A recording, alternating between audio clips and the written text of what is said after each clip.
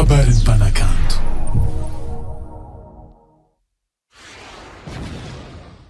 Mapaska dida. Oui, vadiko. Namaska vad.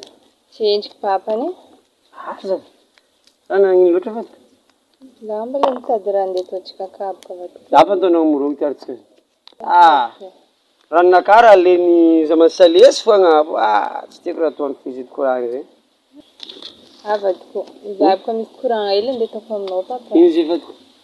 Zabiko vadiko sojiko resy. Ia vadiko. Atsika ty fa hitanao fiainagnanay sarotra. Hitanao edy velon-tegna atsika ty. Asanao fa tsy dia mandeha.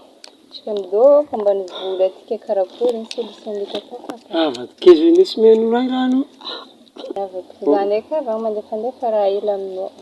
Vadiko azo digna vadiko. Anao tsy adigna papany, anao raha tiako. Tsy haiko raha tsy soa vadiko.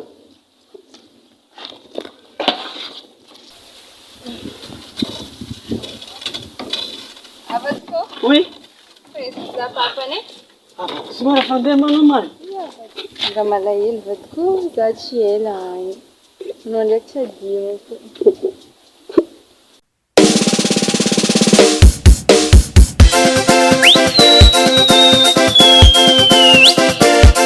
Wale baba babalaze babalaze babalaze babalaze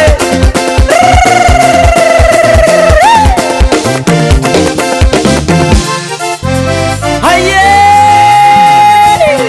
arare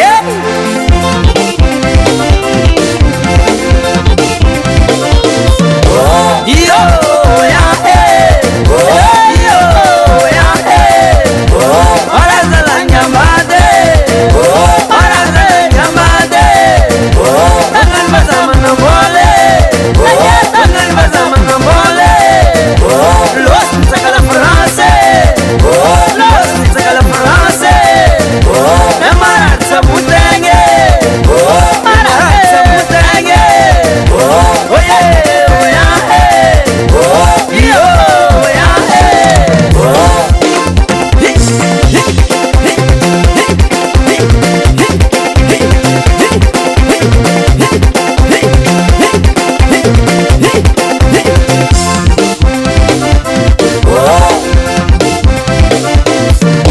yo